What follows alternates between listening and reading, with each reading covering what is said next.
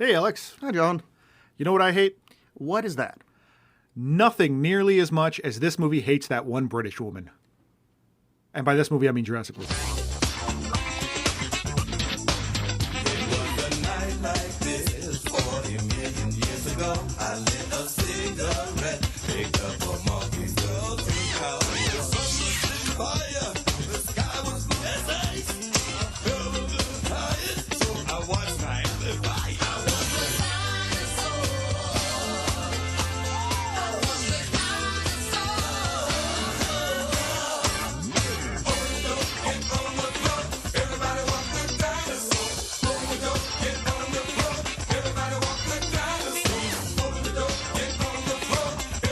What British woman? Her assistant. Oh, yeah, I forgot she was British. Yeah. This movie, Hates British people. yeah, I suppose so, at least that one. They did have a statue to Sir Richard Attenborough. Yeah. So And the only he's good British. British guy is a dead British guy. That's a fair point. And I somewhat agree with that. You hear that, Britain, in your fucking face. This movie didn't, I don't know how to word it. It didn't work in my brain in that, I watched it. I understood the things that were happening, and then, upon immediate reflection, I'm like, did I even watch the movie? It didn't stick. It just washed over me in a wave of yeah, that sure was a thing. It almost reminds me of the new Star Wars, where it's just, oh, it happened. I didn't hate it. I certainly didn't like it. It was just this it's almost like this wave of apathy just hit me of just oh wow, that's a thing. So I don't know the plot beats.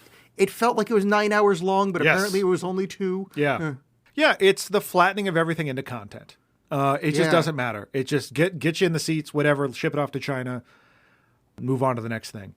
It's the flattening of things. Sorry, I just think I put it into words by you using that. This movie feels like it was rasterized. Yeah. Where everything, literally, no, all the interesting elements of the way that was made, just make that thing a .png and slap it on the website. Well, it suffers, and it's interesting you bring up Star Wars, because it suffers from the same thing that The Force Awakens does, in that it's it's a sequel, but it's really trying to go hey, remember the first movie? Oh yeah, it's 100% nostalgia. It places so much stock into that, and kind of fighting against it, that it doesn't really do a good job in either capacity. There's some interesting moments, but I think it still hides under that shadow. And I don't know how much of that is Spielberg, because apparently the initial script for this movie was done in 3 weeks, and they were getting ready to push it, but Spielberg being was well, I don't know, you guys, let's hold this off. And Spielberg being Spielberg had the juice to do it, and they worked on it some more. But Trevorrow, that's who wrote it, right? Him and 3 other people. But him and his writing partner did a full in-depth treatment and then pitched to Spielberg. Oh, okay. So it was already So formed. he had the idea, but I just realized that Trevorrow was the guy that did Star Wars. I didn't actually put that together until right now. It's no wonder it's boring. Yeah. He did the second new Star Wars, right? No, that was what's his face? Colin Trevorrow, right? No. It's a totally different guy. Because J.J. Abrams did the first one. Yeah, and the second one was done by the dude who did Brick, and I'd have to look up his name, but it's absolutely not. What's the name of that? Ryan Johnson. Oh yeah. Trevorrow was supposed to do the third one and got kicked off. Right. Yeah. Yeah. Oh, he's the So he's the co-writer of the upcoming Star Wars. So yeah, he was supposed to write and direct the what's called Rise of Skywalker now. And he was gonna have his own trilogy, I think. Or maybe that's Ryan Johnson, getting confused. Either way, this movie's boring like the new Star Wars movies are boring. Yeah. There's just nothing to hold on to in this. And I guess, so before we started, we were talking about Chris Pratt and his performance in this, how he's straddling this weird line between, I feel like the shitty character is at the exact level of shittiness that his charisma's at. So he's so charismatic, it's almost like he's offsetting how dumb the character is. Yeah. So it's not that he's likable, but it's if a lesser actor was in this role, it would be oh my God, this blows. Yeah, no, exactly. Because it drives me crazy, because, Chris Pratt made his name on Parks and Rec playing this dumb oaf. And then in Guardians of the Galaxy, where he's still this kind of like goofball character. He was still he's this Star-Lord, but he's this goofy guy and doesn't really have that same kind of swagger. And I think since that first movie, they've kind of flattened him into more of a straight-laced character. I don't think he was nearly as fun in the last two Avengers movies. And in this, he is just a guy. He is your Joe action hero, which was such a weird miscast. But I do agree with you that because he has this kind of like ineffable charm, that it did kind of like make that character somewhat more palatable. Well, what I think they were trying to write Indiana Jones here. Like they were trying to make him likable, badass, like all that combined. And I think the writing just doesn't work, but he's so charming that you're like, yeah, I guess. Well, it kind of felt like, so looking back at the first Jurassic Park, which this movie desperately wants you to do, which is a mistake because this movie does not. I mean, I appreciate the confidence of like, no, we're going to do that. Like, there's a couple callbacks I genuinely liked, but there was way too many of them. Yeah, there's one I'll get into in particular that I liked. The fact that like, so the first one is just this group of scientists getting together and like this thing's happening and then the scientists kind of save the day. And it seems like this is supposed to be a nostalgia piece for people that saw the first one and then grew up to like Tom Clancy novels. Because he's this ex-military guy, and an Alpha's on our 6. Yeah. This T-Rex has been compromised to a permanent end, or whatever other shit John Cena says. That just felt very not even the spirit of what Michael Crichton kind of does in his silly books. But why'd you just say John Cena right then? Because when they got Osama bin Laden, there was like a WWE event, and he came out and said, Osama bin Laden has been compromised to a permanent end. Okay, because that rang very familiar to me, but I didn't get the. I'm like, I know that's a thing, but I don't know what that thing is. So yeah, you're right. And I think the main problem with this movie, beyond the nostalgia stuff, which I think we can get around a little bit if it was written, is that the characters are so kind of evened out. They're rasterized. That's going to be a new term forever on the show. That it's hard to give a shit. Like, I kind of like Bryce Dallas Howard, and I don't know if that's her name. Mm-hmm. I think she actually has an interesting character, but it's not utilized efficiently. Agreed. I think there's something there, but like they kind of flattened her into being this like romantic comedy lead, where it's like, I'm married to the job, and I just need a good man. But like that kind of pull of like, I'm running this park, but I have these kids I need to take care of. There was something there. It just really wasn't done very well. I think the problem that happened there is that she did go into the just romantic lead. And actually, I do like their interplay, but I think they kind of hinted at it that she's going to be a little bit more badass. Like, this is my park.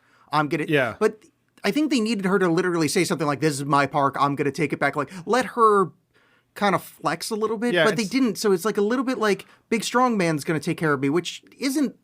I mean, it isn't terrible, but like it kind of takes her character away. So it's like, oh, cool, you've evened that out, and everything's just like all peaks and valleys are just eventually just ground down. Yeah, well, I mean, it's an amusement park ride. It's they just turned it into an amusement park ride. Yeah, that's a good point. And I also got kind of irritated on her behalf, which is dumb, but the fact that like they have her running around and doing everything in heels, only to have like Chris Pratt make fun of her shoes. It's like, you wrote that in the thing. Like, you didn't have to have her do that. So I'm not an expert in heels. I've certainly tried walking them before, just like, as a lark to see if they, like how difficult it is.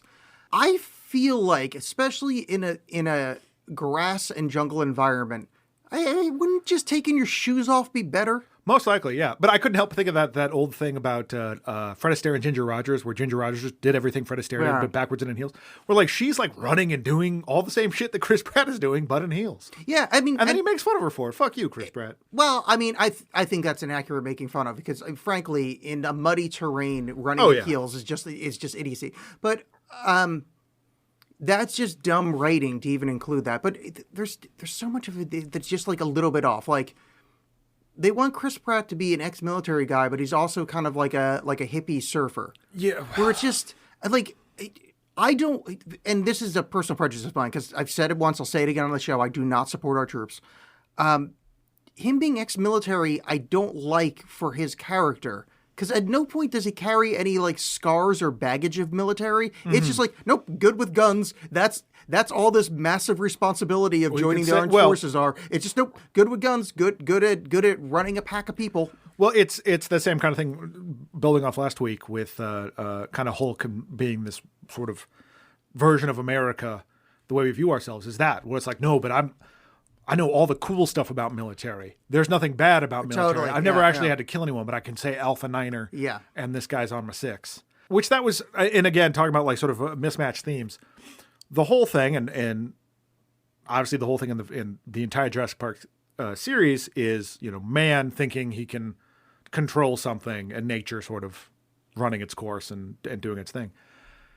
And they carry that plot line through this, and it's, Vincent D'Onofrio, who rules, by the way. And I just love him in everything. His character was nothing, but I still love Vincent D'Onofrio. He is somewhat delightful in this, but it's just because he's Vincent D'Onofrio. Yeah, exactly. In the same Chris Prattian way of just like, yeah, I mean, he could have just shown up and just done anything, and I'd like him equally. Yeah. But it's frustrating that this movie is constantly like, oh, you tried to, you tampered in God's domain, and you're trying to control these animals, and you can't do it.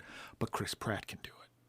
You know what I mean? Like his whole thing is training them and treating them with respect. Well, but like, it's just this bullshit thing of you can control the animals, but you shouldn't, but you can. No, like, see, I don't think you're wrong for that read, because I think they did it inelegantly in the film. Mm-hmm. But I think what he was trying to do, and I think a better written character and a better written part of it would be that, no, all this is steering chaos. Sure. Is that I'm not controlling it, because the fact is the way they film it makes Vincent D'Onofrio right in his thought of we can weaponize these things, because it shows him having this great control instead of being a no. I'm faking being an alpha of this pack. Mm-hmm. This is like a one-off thing.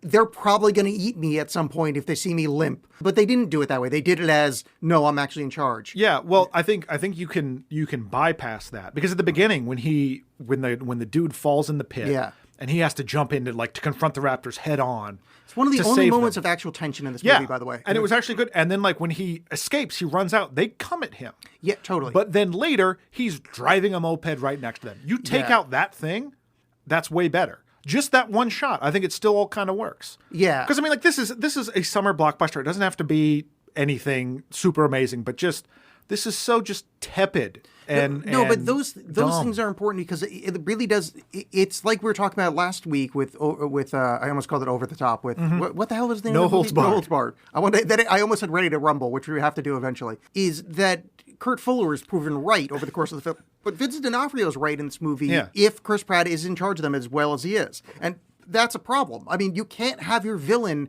be correct. Because, I mean, frankly, they would make great soldiers. But there's a lot of movies where the villains are sort of right. No, but this is 100% right. Yeah. You literally would be saving American soldiers' lives if you could weaponize raptors.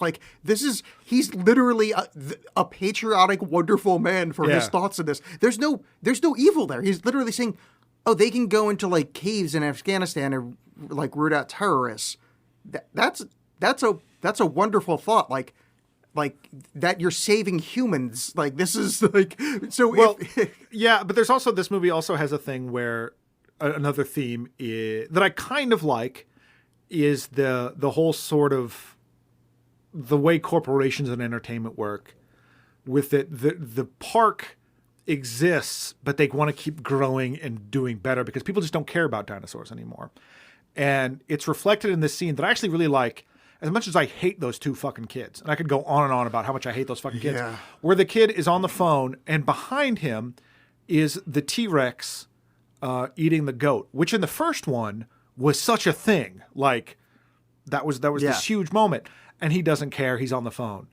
And I thought that was a nice subversion of that. If you're going to lean on the nostalgia, that was a nice little subversion. It was effective, yeah. But because she said, the one part is it's no different than an elephant in the city zoo, which is, I mean, it's true. We would get tired of them. And they would be make dinosaurs bigger and better. Yeah. And as dumb and stupid as the ignominious Rex or whatever the fuck they called it was, it does in world, logically make sense that they would make something that dumb and stupid.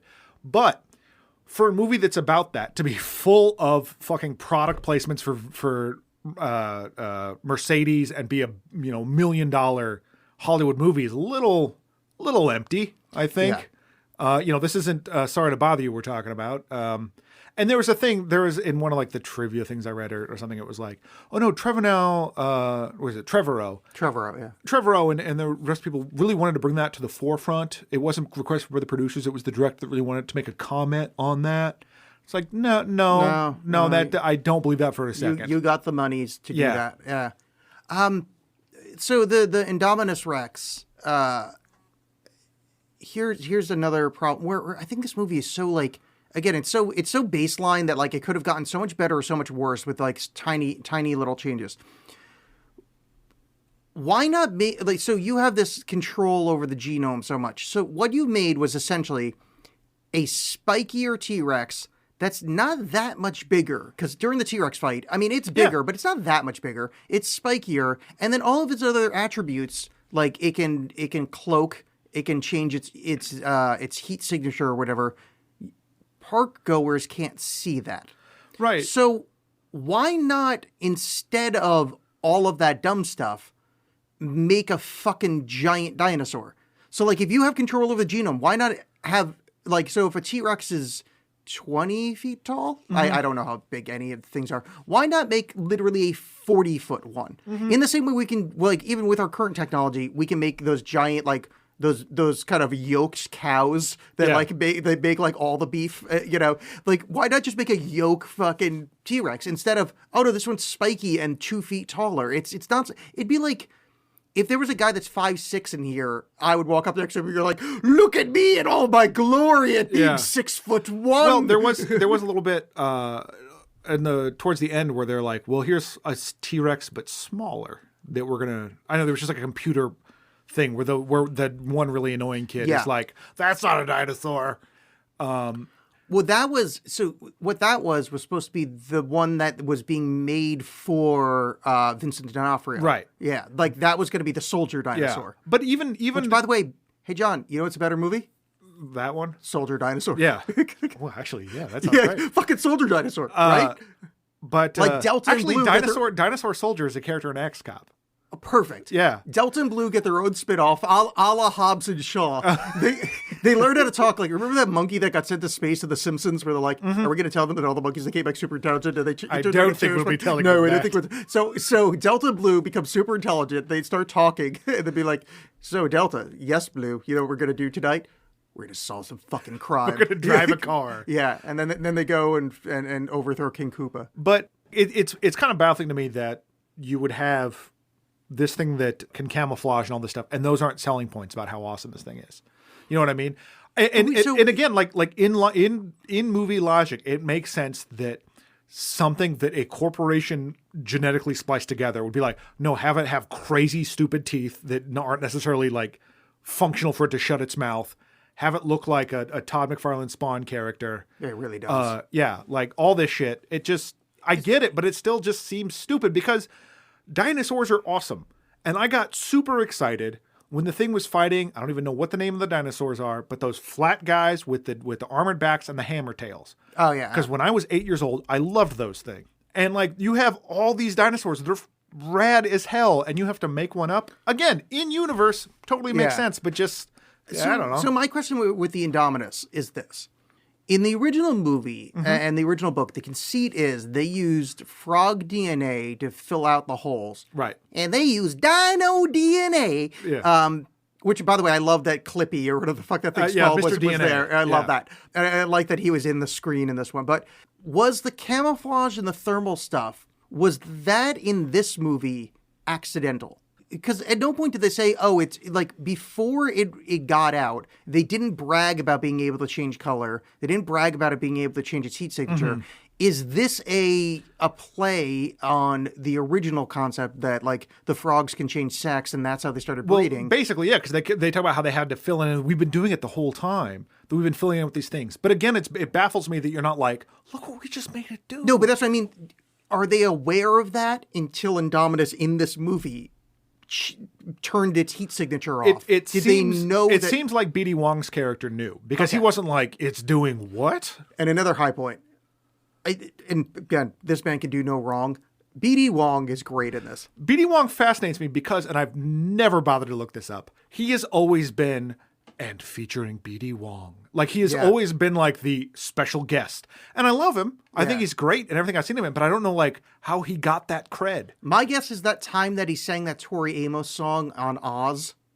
Are you serious? He does a full Tori Amos thing because he's the priest on Oz. Right, and he does that. I don't remember that Tori song that the "Look, I'm standing naked before you. Don't you want more than my sex?" It's like her famous thing. I know. Silent all these years. He does a whole. I think that's the song, but he does a whole routine on Oz. But that was the one that made me love it because Tori Amos he fucking rules. He's just been in tons of stuff, and he's great. Yeah. I always am happy to see him. Yeah, he's no Benedict Wong. He's wonderful in this. Yeah. And I like him as a kind of, like, he's an updated Nedry.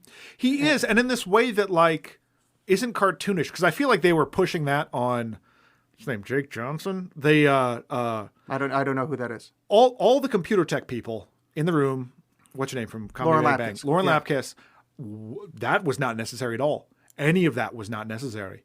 And wait, who was the guy with Lauren? That was like Jake. His name's like Jake Johnson. So he was the voice of divorced Spider-Man in the Spider-Verse movie. Okay, but he's not like a improv kind of. He's been a Comedy Bang Bang type of guy. No, I don't know. He's on the New Girl. I think that's what launched him into fame. But I mean, he's funny enough, and like they gave him Nedry's glasses, which is the reason I bring that up. In terms of something that's with the nostalgia or the mirroring of the first one.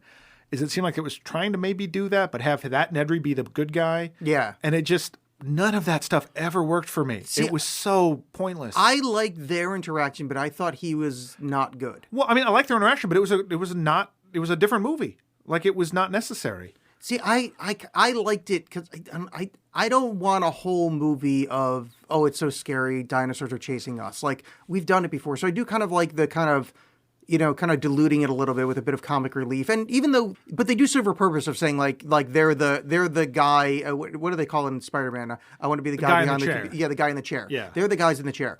Maybe it's just that I like Lauren Lapkus so much, but like it feels like he was outclassed by her, especially in that last scene where he tries to kiss her, which I think is the hilarious moment. Yeah. And I think he dropped the ball horribly on it. Well, I just think that character in general is just, they're trying real hard to make him the funny guy. And I thought he did fine with it, but it's just, it feels awkwardly placed. I just don't think it works. But cast an actual funny person that she can play off of.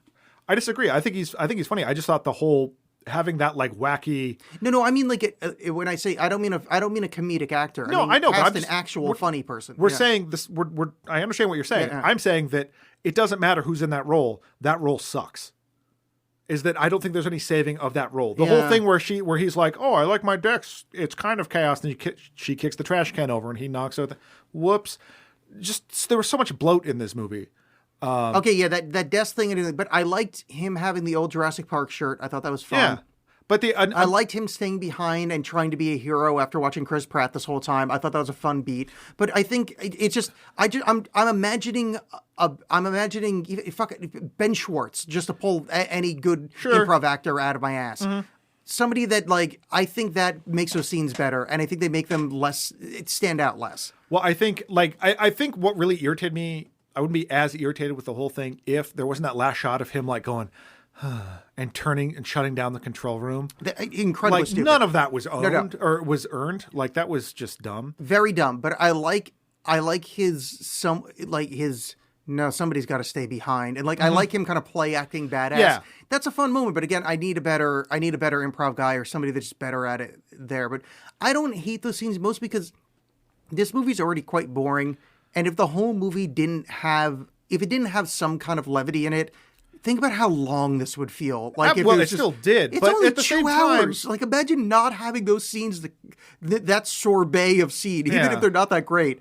This movie's only 2 hours. It feels like 6. I mean, it is a fucking. I don't know if it's only 2, but it is a slog. No, it's about 2. But it's also just like don't deflate the. I guess I didn't want that tension deflated by awkwardness. Like the oh, I'm trying to hug you and whatever. It was still a funny moment, but just like things are building. I want to enjoy that right now.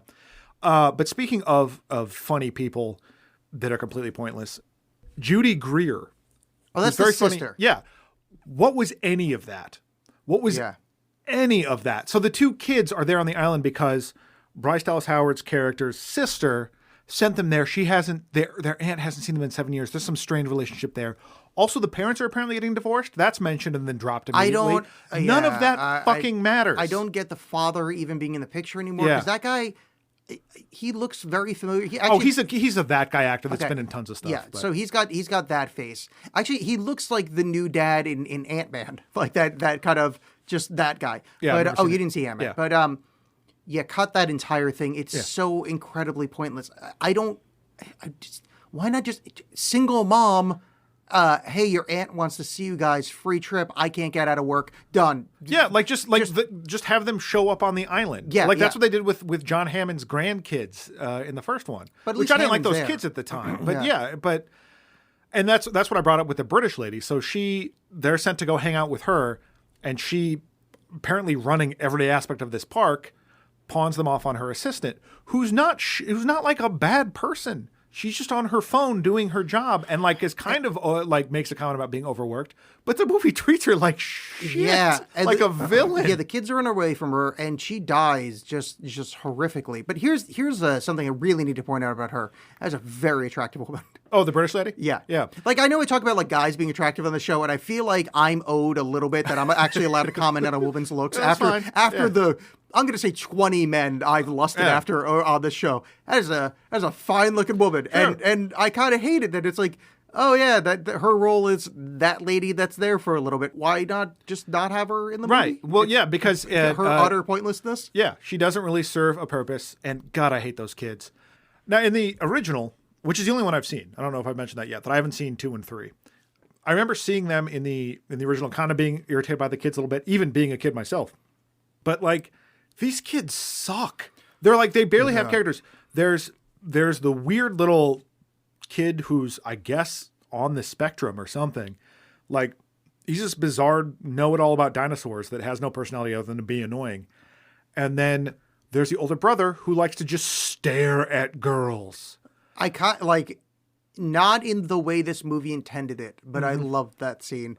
Like, not because, like, no part of the filmmaker's vision was what I was in love with. I was like, this is fucking absurd. Like, I can't believe this is a movie where it's just this charisma vacuum of an older brother just being like, duh, she's got boobs. It is fucking terrible. So the first movie, the young boy is somewhat irritating. Right. But the girl is charismatic and fun, and she plays off of him because he knows everything about dinosaurs. And I think, again, this movie obsessed with referencing the first movie, then subverting it. Is what I think they're trying to do is the same thing with the young kid knowing everything about dinosaurs, knowing everything. Way too old to be that into dinosaurs. I mean, maybe I'm just bad at telling kids ages, but he seemed no, he could be anywhere between 5 and 12. I have no fucking idea how kids' ages. But I think what they're trying to do is that same subversion that in the first one, the older sister is kind of motherly and loving and like there's a bond immediately. And they're like, no, but this time this kid's like an asshole and he's like a rebel and he's only looking at his phone. He doesn't even care about the shit. But it's like, that's not interesting at all. Well, yeah. Well, the girl also, in the first one ends up being like a hacker. Like she can kind of do some computer shit. Hey, and wait, this one, I know this is Linux. Yeah. He fixes a car. Like apparently by luck, because he doesn't know how to drive and kind of like, I don't know. Yeah. Neither character was very interesting for the amount of time we spent with them.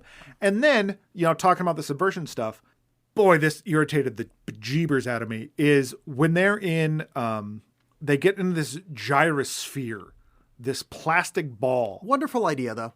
Yeah, kind of. Like it's a neat idea, but I don't like what they did with it because they they did bullshit with it. Most of this movie is good idea. They did bullshit with it. But it's like they copy that scene of like them driving the Jeep through those like running dinosaurs. Yeah. It's them with the ball. Meanwhile, while that's happening, there's a like welcome to the park and this ball video thing done by Jimmy Fallon. Yeah, I forgot about that. Again, I feel like this all makes sense, and if they meant it as a satire thing, okay, but I feel like they didn't, or if they did, it doesn't come across the movie thing because it's kind of funny that like you have this overly produced thing with a celebrity happening on this screen while dinosaurs are running around you. You know what I mean? I think that's what they were going for. Yeah, but it just at the same time, I fucking don't like Jimmy Fallon, so I'm just irritated. And then I started thinking about, and I believe I texted you this, that I think Jimmy Fallon is there to make you go, oh, those kids don't seem so bad now, because they're not Jimmy Fallon. Yeah. the kids are terrible, and it's not even like it's not them as actors. Well, I think the older kid actually is just bad at acting. The older kid reminds me of the wooden werewolf puppet from Twilight. Whatever his name is. Taylor Lautner. Smush face. Yeah. He's got just that like.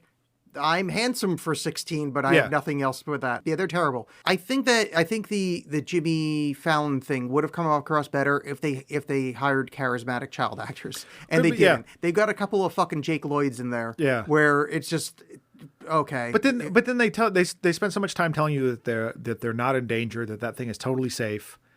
And then they are until they're not. You know what I like? I was just like, okay, well, they're going to be safe in the thing. Oh, the Indominus Rex or whatever. Well, that's into it. That's the same beats as the original one, where it's like no safety spared, no expense. Yeah. Like the idea is that they actually think it's safe. The gyrospheres I like the idea of, except for the fact that you can control it yourself. It'd be 4 minutes before someone's fucking headbutting a fucking dinosaur with it. That's such a bad. That's stupid. Well, I did like here's one of the best scenes of the movie, and this kid should have been the lead. The kid that doesn't give a shit about his job that's running the gyrospheres, the one who's like, all right, welcome to the wonderful world of the gyrosphere. Have a nice trip. That is the only authenticity in this movie. Yeah. I did like, and again, how realistically we would destroy this idea immediately is the playpen, like the petting zoo of the animals, and like the kids riding around the little brontosaurus. Oh yeah, which by the way, they stole that from fucking Futurama. Which Futurama? Fry rides a dinosaur one and gets his arm eaten, and he has to have his arm regrown. Oh. Remember, he has to ride. I think he rides a T-Rex. Yeah, I don't remember what. I don't remember what episode it was, but that happened in an episode. Yeah. But just that, like, but like they present it in a way that is ultimately very depressing, and I thought that was kind of effective. Oh, I actually thought that was somewhat cute. Oh, I didn't. I thought it was. I felt so bad for the dinosaurs in all parts of that. Yeah, I mean, now that you say that, I agree with you, but I have a pretty big disconnect with this movie when it comes to, they're realistic looking, but at no point do I really think of them as alive, especially like the non-aggressive dinosaurs. Mm-hmm. I think of as animatronic. Yeah, well, I think that's very fair, and something that I was thinking about is it's been years since I've seen the first one, but I remember that like. Well, I can get into that a little bit later, but the overall, it seemed like a lot of times the dinosaurs were like hidden by something, or it was rainy or something like that. Almost like what he did with Jaws, where it's like, well, I have this shitty puppet that I need to try to obscure a little bit. And although the movie was very much like CG ahead of its time, I still think like Spielberg initially did a better job of kind of presenting them and making them seem more real than this movie did. But at the same time, at this point, I'm also burned out on CG. Like at the end when the T-Rex and the other Rex fight, I was like, oh cool, a CG thing fighting a CG thing. Here it is, finally, because we knew this was coming. There's one thing that happened in that scene that I fucking loved. When the raptor's riding on the back of a T-Rex. Yeah. Again, this is Axe Cop shit. It's a raptor's riding on the back of a T-Rex attacking a genetically. I'm like, all right, that's actually kind of awesome. Like not in the way they wanted to, but in a that's fucking amazing. Like that's like, no, my sword's so that's One Punch Man style. Yeah, no, that's pretty great.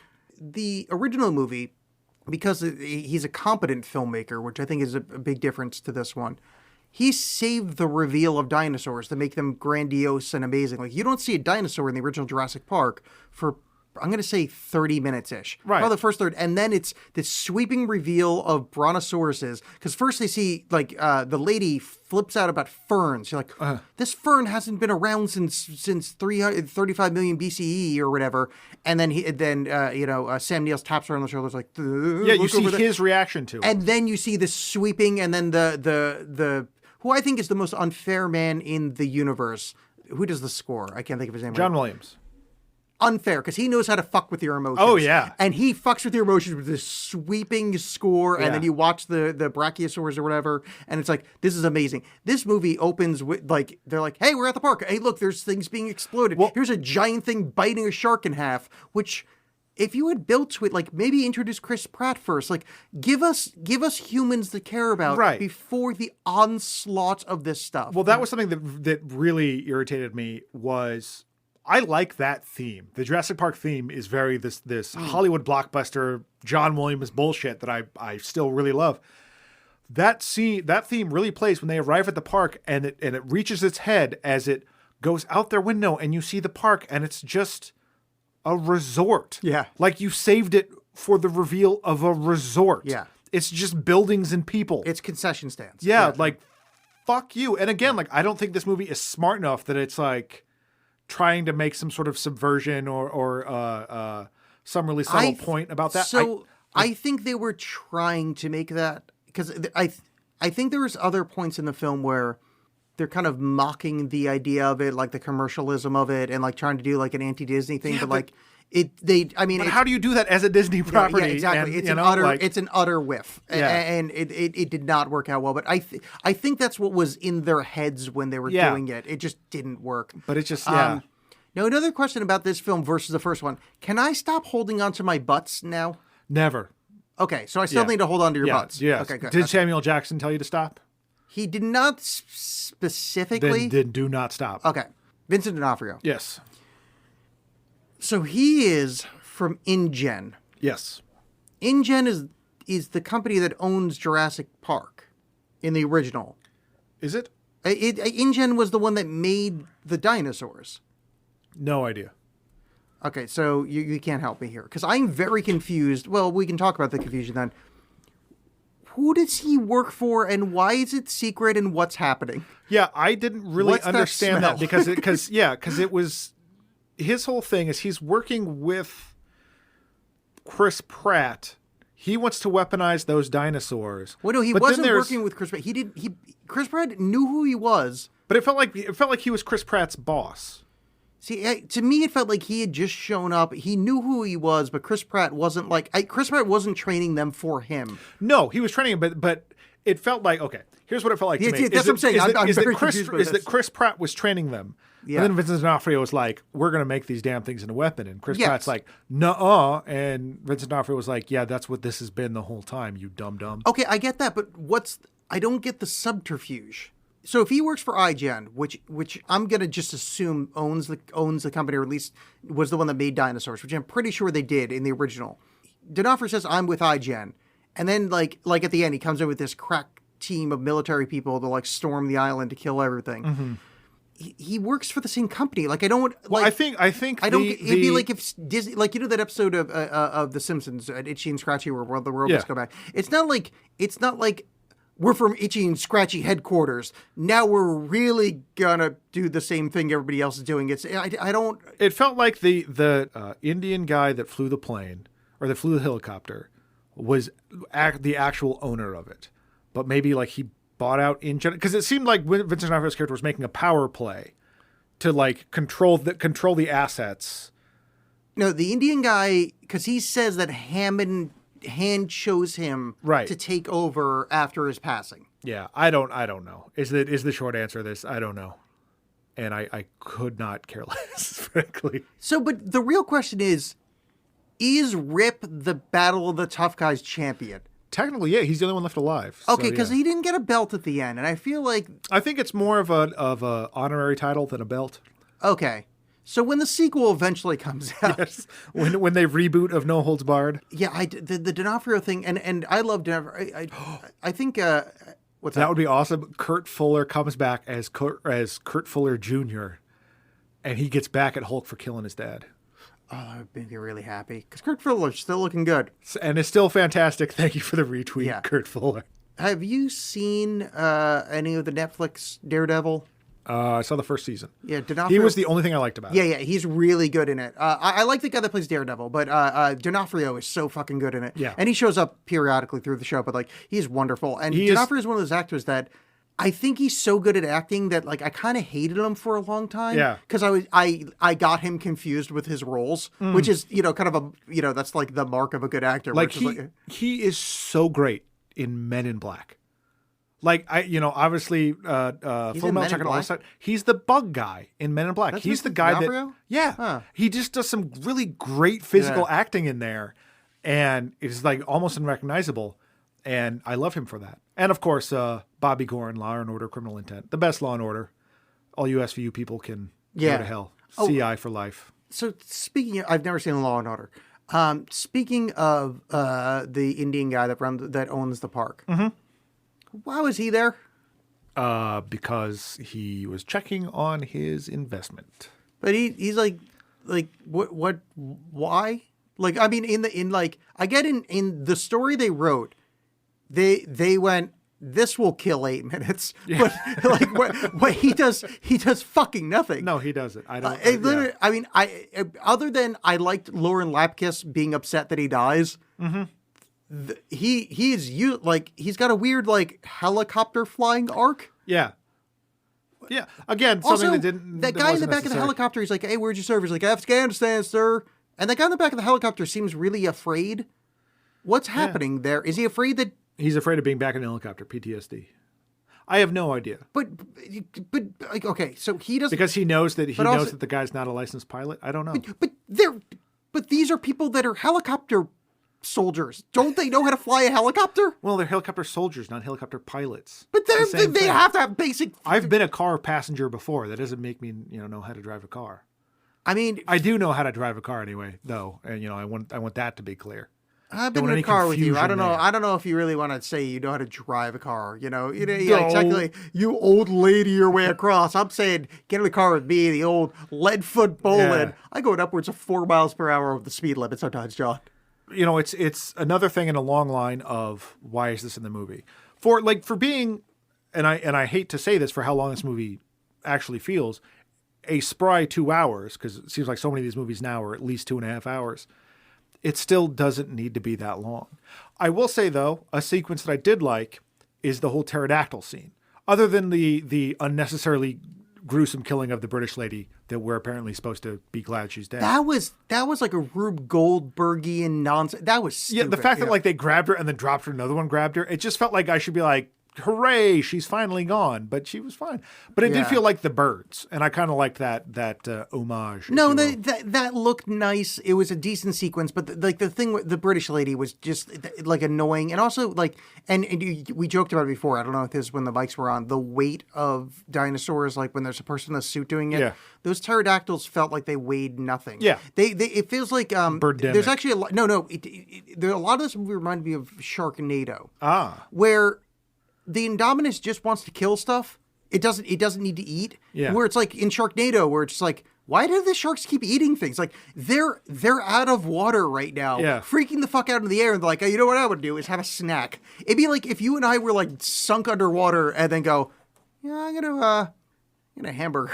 Is that a bag of chips? Yeah. It's fucking nonsense. But that seems nice. But in that, so this is one of the scenes that one of the callbacks that I kind of adored. When they run into the original Jurassic Park visitor center. Yes. I think that's a really effective scene for the nostalgia people. Now, they over-nostalgia'd it, which took away from it. But I thought, if the rest of the movie didn't have a huge, wasn't based in nostalgia, right. I thought they hit those beats right. I think the person that did the score in this, who I don't know his name, used the original theme well and kind of, called back some of the notes really nicely. I like how kind of run down it was. I just thought it was, a nice, it's hitting you over the head, but it's done in a way that, of course this is going to be the nostalgia section. Yeah, that makes sense. Again, it's one of those things that makes sense in theory, but the execution of it I felt was a little lacking. Same thing where it's like, look at this painting of a raptor.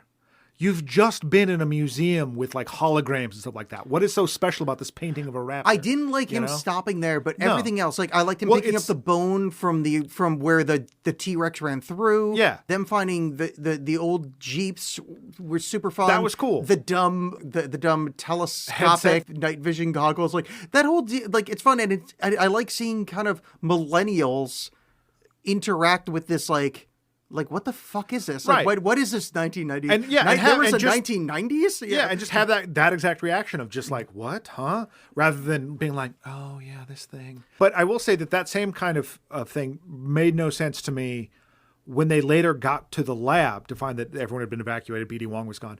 And there's just all these repeated shots of them looking at things in terrariums. Yeah, that was really stupid. What am I doing right now? So here's one of the trivia things I read that so this movie to me is is baseline. It's fine. It's a shoulder shrug of a film. that would have made it a million times worse.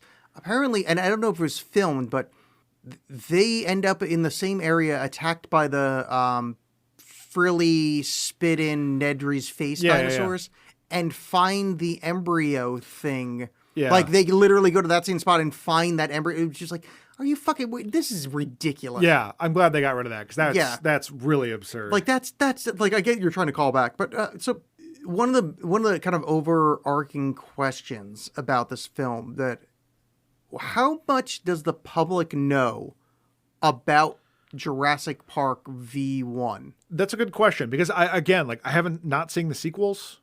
I don't know because the first one was all like before the park even opened. Exactly. Because the kids don't know about the visitor center when they find it. Like, what is this place? They're totally confused because in Jurassic Park 3, a dinosaur gets to Los Angeles and runs around on the streets. Okay. And it might not be LA, but it gets to somewhere, it runs around a little bit.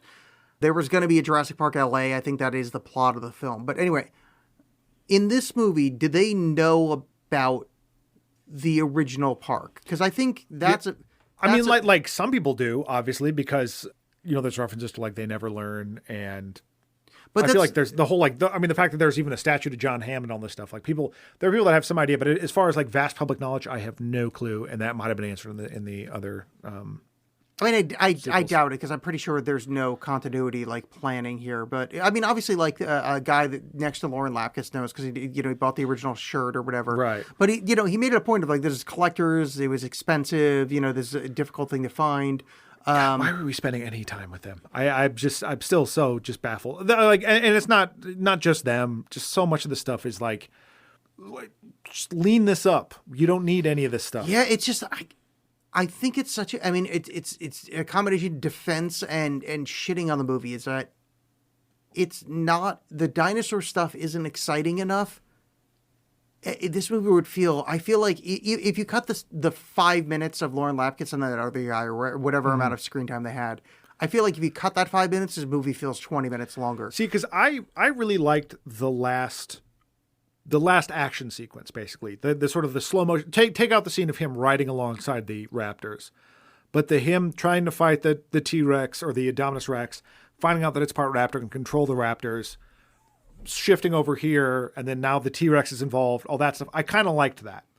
If it was a little tighter, but the concept of it, I really liked. The internal logic's annoying too. Where it's like the raptors, they got a new alpha. Because, like, the Indominus Rex is a new alpha of the pack. But then he becomes the alpha again. Doesn't really make a whole lot of sense. Like, there's a lot of it that's just... It's just clumsy. Yeah. But I just like the chase. I mean, it looked fun. I mean, even the motorcycle thing, as dumb as it is... Like, we did get to watch a movie where a fucking movie star rode a motorcycle with a pack of raptors running next to him. That's, I mean, let's really think about that on paper and go, no, I know, that's but then, cool, but then when you see it and you're just not feeling anything, like, that hurts. That actually hurts. I think maybe it's one of those, maybe this is one of those movies where we should just, like, porno movie style it, where, like, just cut out all the plot and just be like, hey, check out, this is this rad scene where dude rides a motorcycle to raptors. This is a giant space crocodilian thing. Oh, by the way, the end of this movie is so fucking stupid. Chekhov's crocodile monster. I mean, they introduced him in the first act, so we had to pay off of it. It is Delta or Blue, wherever the fuck it was at the end, is now friends with a T-Rex, which just doesn't make any fucking sense at all. Yeah. They run off into the sunset together. But why does the giant dinosaur in the water that was fed a few hours ago need to jump out? How does it know the Indominus? None sense. It doesn't. It's completely unnecessary. Like it fine. Like it sees the motion. It's hungry. It sees the motion on the land and jumps out and grabs something. Fine, but it felt very much like, hey, remember this guy? Here he is.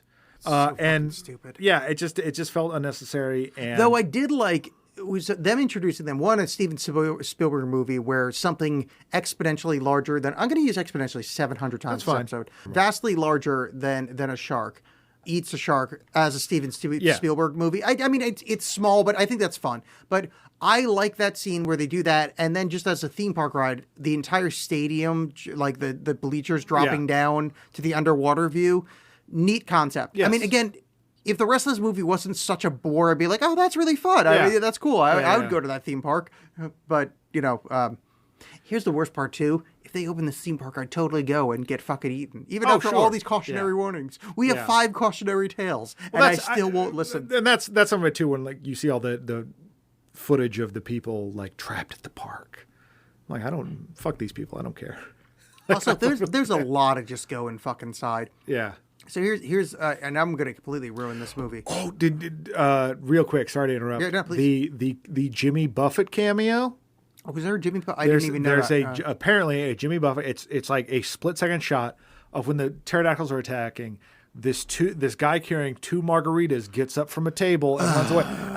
I would never have thought about it, but because I managed to like pause it at that moment because I had to go do something else or like go to the bathroom or something, I see the Amazon like X-ray like cameo Jimmy Buffett. I'm like, I hate this movie even more than I initially did. So a plot point that needs to be addressed. That doesn't. It's just me being pedantic, but that's what I do. You're familiar with a world that's referred to as the Disney World? Yes. There's also a land. Yes. Now you're familiar with that there's an entire underground substructure there, that like there's a whole basically city underground for all the trash and for the characters. Yeah, where they imprisoned Bart and Homer. Yeah.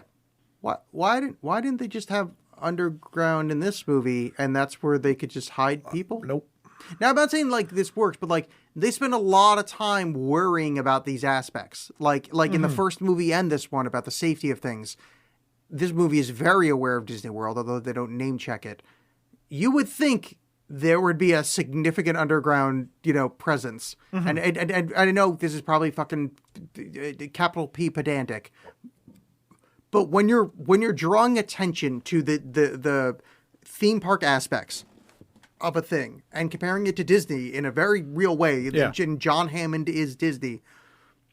Why is there no place to hide? Why is every structure there made of balsa wood and open fronts? One, how do you lock the place up at night? Fuck your face for that. It's just to remind you how much safer Disney World is. It is waiting for a cut scene to be like director's cut or something like. We should have gone to Disney World where our safety is guaranteed. It's not something that would occur to me if this movie was, more facile, like it was better at movieing. But like the fact is, like I'm forced to think about that stuff because it's like I have lead characters I don't give a shit about. Mm-hmm. Like I mean I like Chris Pratt in this well enough. Like the forced love interest thing. I don't mind that. So like much. They went on one date. If this was something where they had a longer term relationship and it didn't work out, but like you had like a Tinder meetup and it's just like, why are you so angry at each other? Well, so the plot that I invented and works well. It works with her character beats. Is I think she really dug him, but she was such a stick up her ass. Like I'm the corporate lady that we meet in the beginning.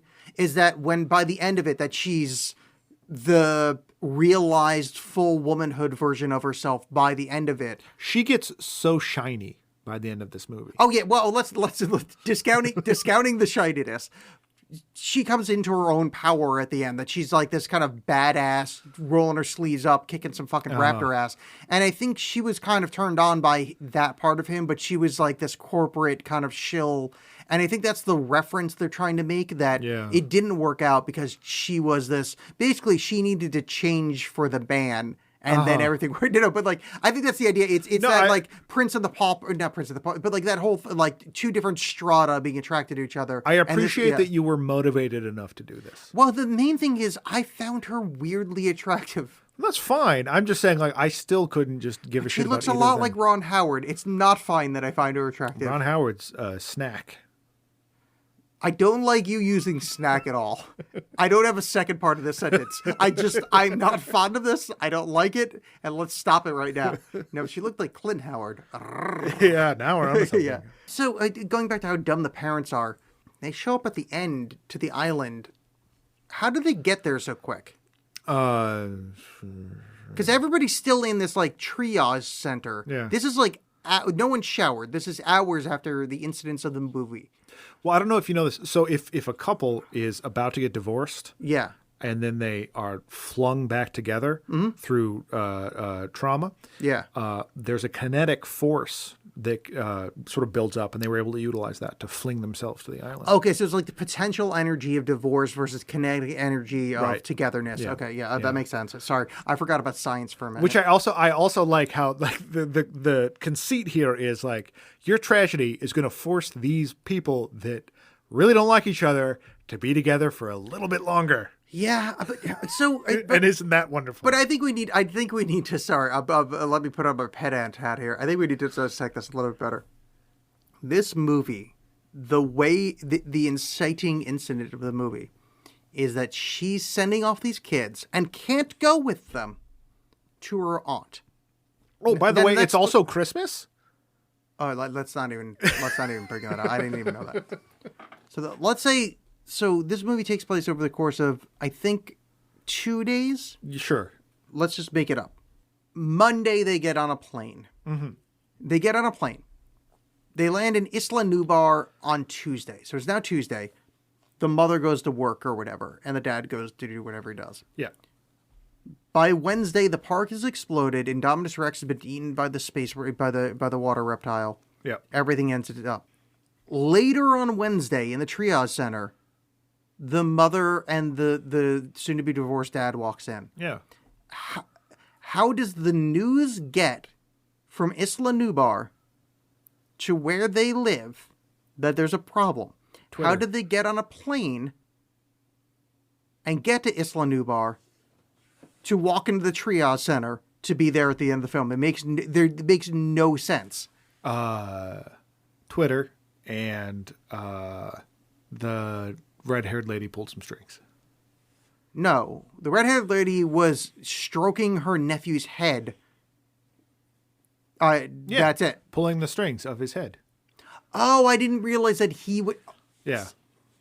He may be fake, but his love is real. That's right, finally get yeah. it. He's Ties been a into AI. robot this whole time. By the way, if the end of this movie, it's revealed that they've been robots the whole time and this is a Westworld scenario, I would love this movie to no end. It would make so much more sense for that character. Not even that. Every member of the cast, if the end of the movie, if Ed Harris walks out and goes, well, it turns out this was all the labyrinth. They're robots. I mean, this is dumb and gonna get cut, but I would love a $200 million movie where the end it's another property going. Yeah. It turns out they were all robots. Yeah. Like it's just Optimus Prime shows up. Yeah, that's what I mean. Like just something so fucking nonsense. Again, this is God.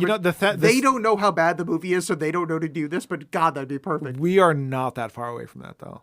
Like I feel like there's going to be a thing where they try to fold another property into, so they can have well, this way to synergy we got from all the Avengers movies.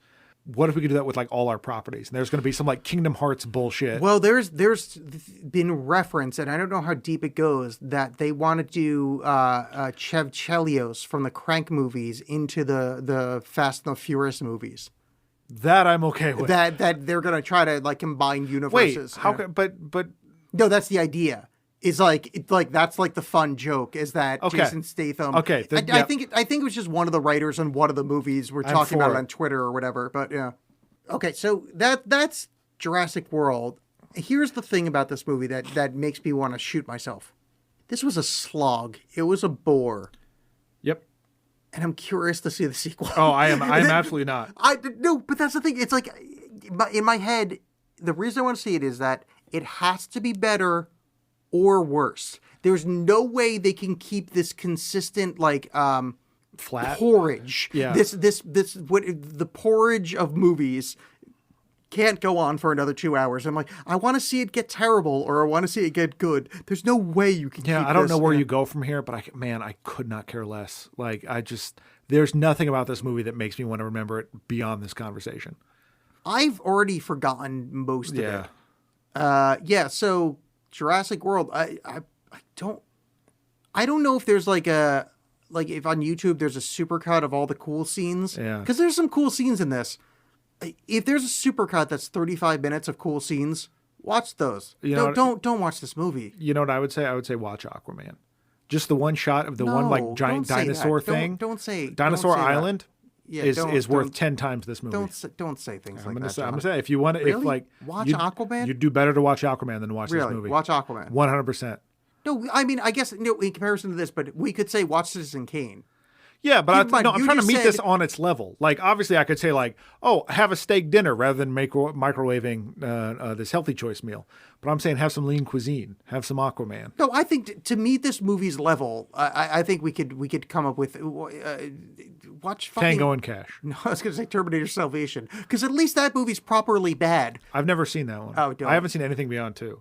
Really? Yeah, no. Why would I? No, not that. I just, it's one of those, like, because there's been 14. Yeah. I just assumed at some point one would happen to fall into your eyeballs. Nope. Yeah. No. So don't watch this movie. Well, John, that was Jurassic World. Sure was. Wonderful, wonderful movie that I very much recommend you watch while not in the room and just go outside and experience the world. Go do something else and then lie about it to your friends. But, speaking of segues, next week we're going to watch Ghost in the Shell for 2016. Wait, if you've got a better way to... I don't know. I have no fucking idea how we go from Jurassic World to Ghost in the Shell. I don't know how to at all get into Ghost in the Shell 2015, which I think we will discover during the whatever. It's too soon, regardless of what it is. Yeah.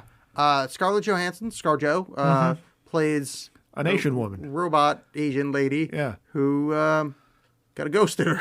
Yep. All up in that shell. All over it. I mean... It's about a magic shell that's haunted. You put on some ice cream, and then ghosts come out. It's about every time you bite into a 2-layer burrito, the ghost of a cow comes out. What is a 2-layer burrito? I don't know. I was trying to think of a Taco Bell thing. I haven't eaten meat for a decade. I don't know what Taco Bell things are, and I went 2-layer burrito. I don't know. No, it's not the Crunchwrap Supreme. What do they call that? Yeah, John, you were asking the exact wrong person. The last time I ate Taco Bell was in the late 90s, and I drank 32 ounces of Mountain Dew while eating it and playing at a pool hall. Yeah, because that's the kind of rough and tumble life I lived. Yeah, so we are watching 2017's Ghost in the Shell, starring Scarlett Johansson. I am excited to watch this. I've seen zero of it other than if they cast Scarlett Johansson in a Ghost in the Shell movie. We'll see. I'm not feeling great, but we'll see. I think it's going to be the best movie ever made. Oh, I'm sure. Yeah. All right. Bye. Bye, everybody.